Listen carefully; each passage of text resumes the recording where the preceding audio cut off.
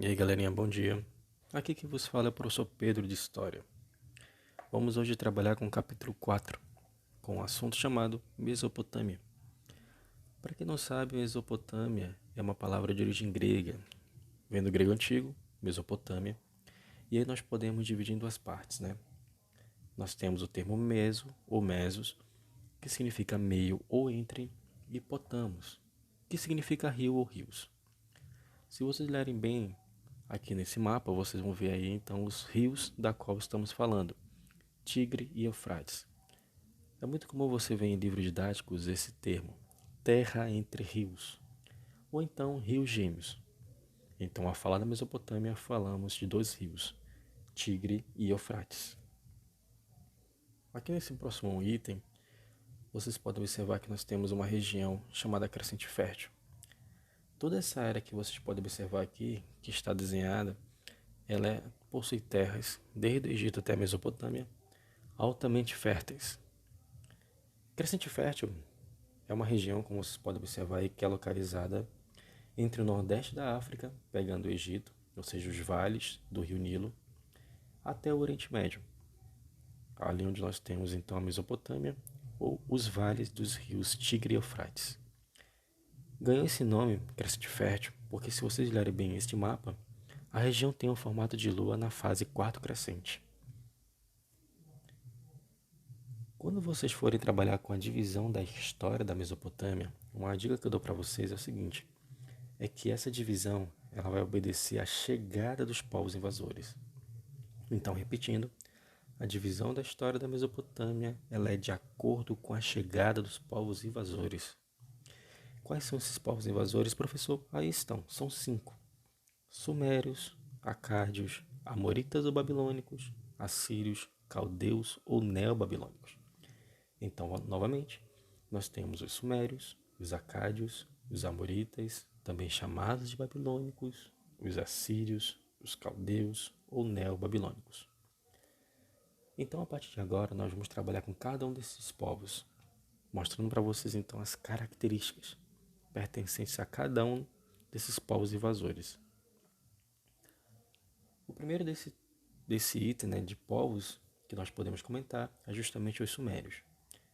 Olhando um pouco lá para cima, você pode observar que os sumérios ficaram no poder durante os anos de 4000 a.C. até 2350 a.C. E aí, dentre as características que nós podemos citar, é que os sumérios eram habilidosos na arte da navegação. Além disso, vocês podem observar que nós temos aqui o termo cidades-estado e embaixo independente. Mas, professor, o que são cidades-estado? São unidades políticas administrativas de caráter independente, como lá está, autossuficiente, autônoma e autogovernada. Então, quando você ouvir esse termo, que não vai ser a primeira vez, tá bom, meus amigos, que vocês vão ouvir isso, cidade-estado falou de 4 palavrinhas. São independentes, são autossuficientes, são autônomos, são autogovernados. Chama atenção que uma das dicas que eu dou para vocês, mais uma, é que quando você for trabalhar com os sumérios, por favor, é um povo que nunca chegou a formar um império. Dentre todos os povos, dentre todos os 5 que eu citei anteriormente, foi o único povo que não formou um império. Embora, claro, vocês possam observar que ele tem um líder com 2 funções, religiosa e política. Tá ok? Uma das grandes marcas desse povo sumério é a invenção da escrita. A escrita deles é chamada de cuneiforme. Mas, professor, o que é uma escrita cuneiforme? São desenhos feitos com hastes de bambu, em placas de argila úmida. Como assim, professor? Me dá uma ideia.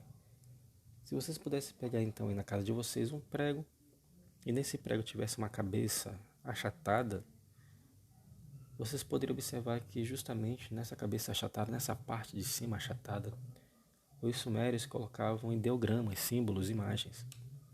E depois pegavam então uma argila ainda amolecida e, como um carimbo, colocavam lá as imagens próximas uma das outras. No final de todos esses slides, vou mostrar para vocês a escrita cuneiforme. A escrita cuneiforme é uma das mais antigas da história da humanidade. Tá ok? A capital era chamada de Sumer, ou Suméria, tá bom? Mas que infelizmente acabou, entrando em conflito. Por que em conflito? Leve em consideração que lá em cima eu falei, cidade e estado são independentes. E isso é um grande problema porque uma quer ser melhor que a outra. E essas disputas entre cidade e estado acabam gerando um enfraquecimento delas, o que faz com que eles acabam sendo tomados, invadidos por outros povos, agora os acádios. Próximo povo, então, nós temos aí os acádios. Aí você vai ver o período de dominação deles, que vai de 2350 até 2100 a.C. Chama a atenção que nesse caso agora nós temos aí a formação do primeiro império. Tá ok, queridos? Então, o primeiro império da Mesopotâmia é com os acádios, a parte deles. Se tem um império, consequentemente você vai ver um rei. E esse rei tem um nome, é o rei Sargão I. Como bem vem dizendo aí nesse slide, ele é o fundador do Império Acádio e também um grande expansionista, um grande conquistador. Como assim expansionista? Ele conquistou terras. Mas, de novo, nós vamos observar, que nós temos aí problemas. Quais são esses problemas? Desentendimentos entre cidades e estado de novo. Tá ok? Professor, qual seria então a capital do Império Acádio? Ele é chamado de Acade ou Acádia. Mas, como eu disse agora há pouco, infelizmente, devido às disputas, os conflitos entre as cidades e estado, vamos observar claramente que eles vão acabar se enfraquecendo e, consequentemente, enfraquecendo o próprio império e vão ser conquistados por um outro povo, o terceiro. Nesse terceiro momento, nós temos aí, em relação aos povos, os amoritas ou babilônicos. E com eles nós temos a formação do primeiro império babilônico após a criação de dinastias. O que é dinastia, professor? Dinastia é uma série de reis ou rainhas de uma mesma família que governa sucessivamente. Como assim? É um grupo de família que procura manter o poder dentro dos próprios membros, familiares, e por aí vai. Chama a atenção que nesse caso aí a figura mais importante, é o rei Hammurabi. Olha o período de dominação deles. Vai de 1800 ao 1600 a.C. Então é um período bem curto. Mas o que chama a atenção é como vocês podem observar que houve a unificação de toda a Mesopotâmia. Como é que ocorreu isso? Devido a uma ideia do rei Hammurabi, que foi a criação de um código de leis. Esse código de leis ele é chamado de Código de Hammurabi, tá bom?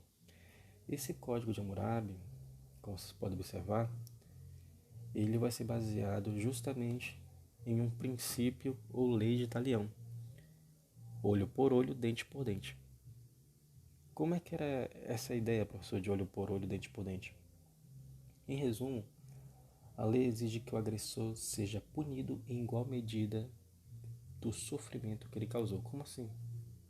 Se de repente nós temos aí uma fazenda, essa fazenda é assaltada por um grupo de pessoas e essas pessoas vão ser uma vez condenadas ao esquartejamento. Qual é o objeto que vai então, nesse momento, deflagrar o crime? O braço, as mãos. Então, os braços ou as mãos serão esquartejadas como uma forma de punir. Ai, professor, pelo amor de Deus, mas é cultural, meus amigos. O Código de Hammurabi, ele é altamente desigual.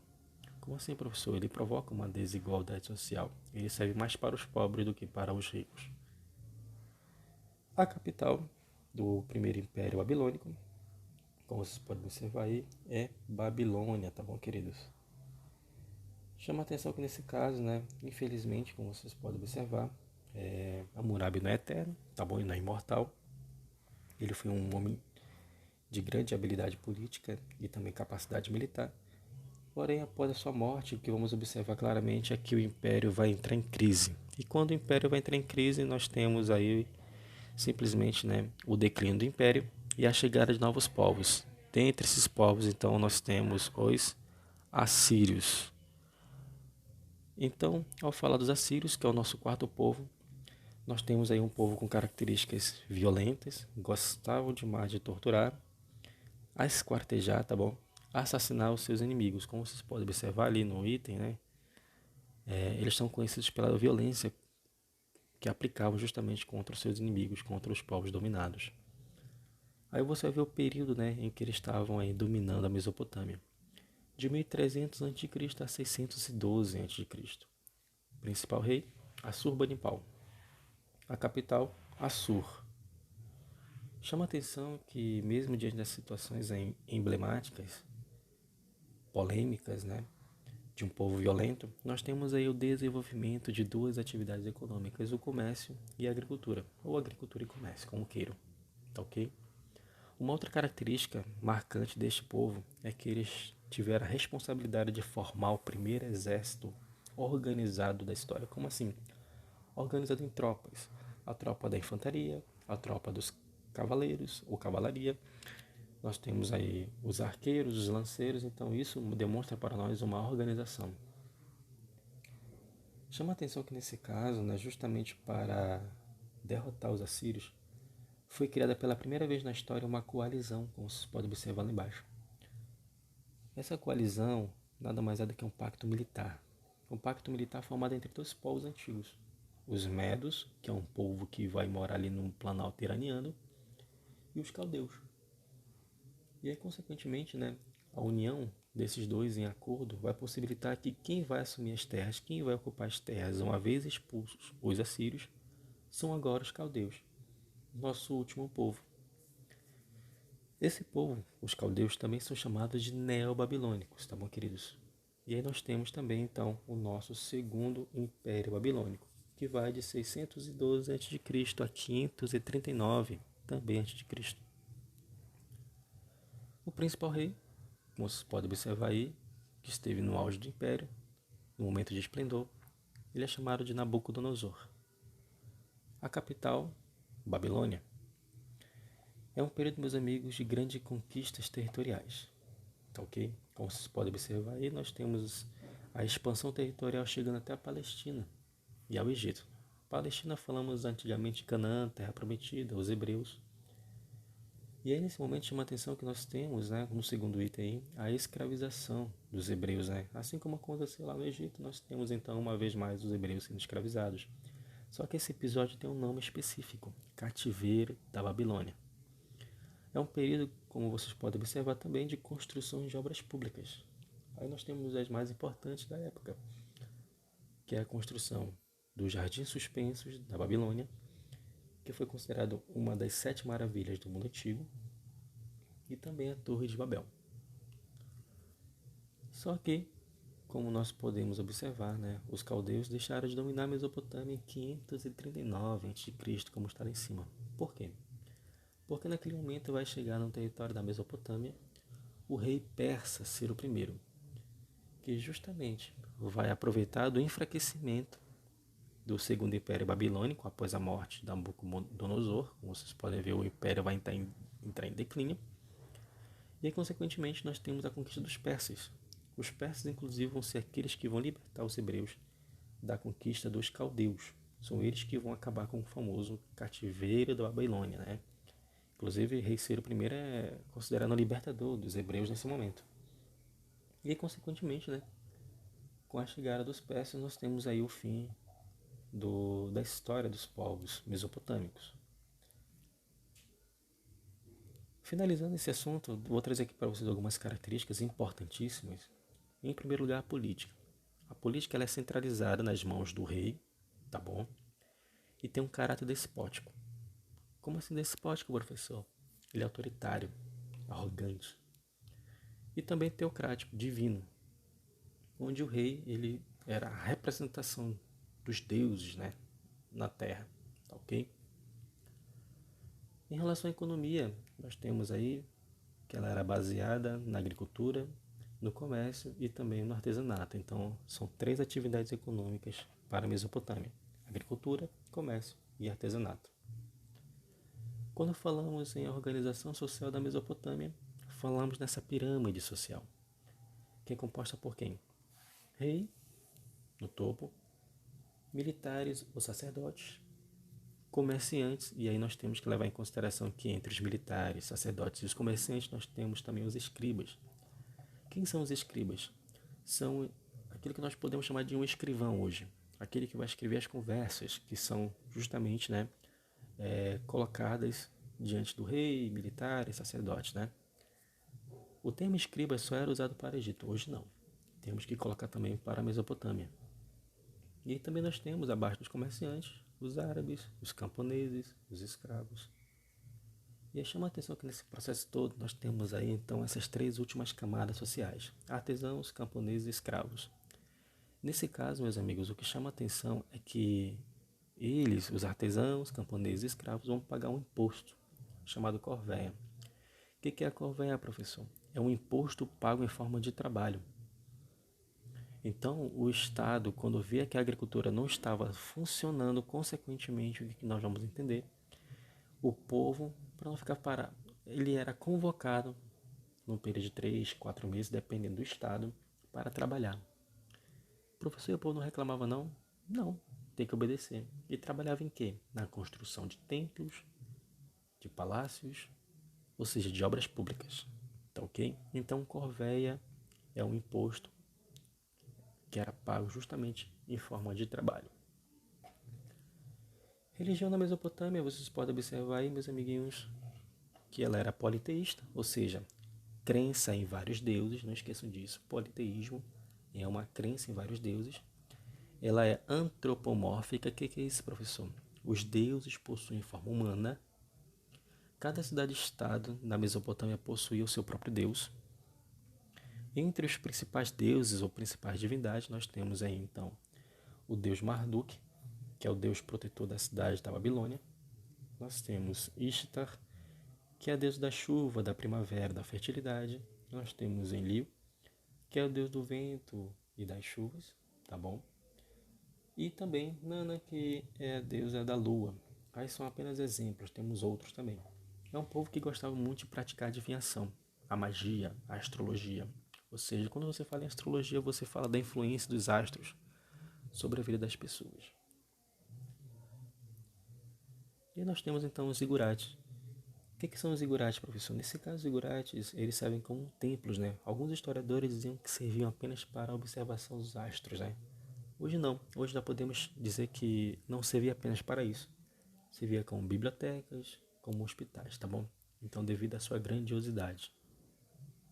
Aí você pode observar nessa animação como poderia ser naquela época, na Mesopotâmia. Torre de Babel. Uma das construções antigas, né? Bem emblemáticas, também bem polêmica, porque afinal de contas, né? Nós não temos ainda certeza de que realmente tenha existido, né? Uma coisa é você falar do ponto de vista da religião, outra coisa é você falar do ponto de vista da ciência. Além disso, nós temos aí os jardins suspensos da Babilônia, tá bom? Que foi justamente um presente oferecido por Nabucodonosor à sua esposa. Aí vocês podem contemplar e admirar, né? Como teria sido. Infelizmente é mais um monumento, né? Da qual hoje nós não temos certeza de que tenha existido ou não. Se existiu, olha só que lindo, né, meninos? Nós temos também a muralha da cidade, tá ok? E isso foi criado já, acho que alguns dizem no período do rei Hammurabi, outros, Assurbanipal, não temos uma certeza, mas outros afirmam que seja no período de Nabucodonosor. Essa muralha da cidade nada mais é do que um portal para entrar na Mesopotâmia. Se vocês observarem bem nesse último slide aqui, né, em relação à muralha, você está observando que está sob algum local, né, tem algum teto. Nesse caso aí, meus amigos, vocês podem observar que esse local aí que nós estamos tratando justamente é o Museu do Louvre, né? Então essa parte dessa muralha da cidade, desse portal, se encontra lá, para quem quiser visitar, é claro. Aí tem a escrita cuneiforme, lembra que eu falei para vocês? Pregos com pontos achatados, colocados em argila, tá aí, ó. Depois que é colocado em argila, é endurecido. Essa é a escrita dos mesopotâmicos. Quem criou? Os sumérios, tá bom? Além disso, né, nós temos a literatura mesopotâmica. Na literatura mesopotâmica, nós temos justamente, né, o mito da criação, tá ok? O mito da criação ele vai relatar a origem do mundo, graças ao deus Marduk, que é aquele deus protetor da cidade da Babilônia. E nós temos também a epopeia, né? Uma grande história de aventuras do rei Gilgamesh, né? De Gilgamesh ou Gilgamesh. Nesse caso aí é uma prosa narrativa, né? São aventuras de um gigante e o relato do dilúvio. Chama a atenção que quando fala em dilúvio aí, tem evidentes semelhanças com a história de Noé, que é descrita em Gênesis, né, na Bíblia. E aí, nós temos aí, como vocês podem observar, o desenvolvimento de áreas do conhecimento. Quais são as áreas? Matemática, arquitetura, astronomia, tá bom? O estudo dos astros, tá? E aí, nessa parte à esquerda de vocês vão observar uma estela. O que é uma estela? É um bloco de pedra. Se vocês observarem bem, claro que não dá para aproximar, mas nesse caso, o que é que vocês têm que entender? Lá em cima nós temos um escriba e aquilo que supostamente poderia ser o rei Hammurabi. E embaixo dele são as inscrições, né? É justamente a escrita cuneiforme, tá bom, meninos? Ou seja, o código de Hammurabi, tá bom? Só para não esquecer. Bom, queridos, é o seguinte, foi um prazer estar com vocês, mas é claro que tudo que é bom dura pouco. Mas antes de finalizar, nós temos aí, em relação ao capítulo 4, atividades, tá ok? E aí, para hoje, nessa quarta-feira, vocês têm que já começar a praticar para justamente não perder, né, o contato. As atividades das páginas 56, 60, 63. E quando for na segunda-feira, né, vocês têm atividades suplementares. Façam treino das páginas 86 e 88. Siga esse roteiro, tá bom, queridos? E também finalizando aí com o Explore Seus Conhecimentos. Tá ok, meninos? Bom, desde já eu quero aqui agradecer a todos, tá bom? Pela compreensão, pela paciência. Dizer que eu estou com saudade de vocês, tá ok? E, consequentemente, né? Quero aqui poder deixar essa frase de conforto, né? Que Deus possa nos abençoar e nos iluminar sempre. Abraço, tá bom, meus amigos? Um forte abraço a todos. Até a próxima, se assim Deus permitir.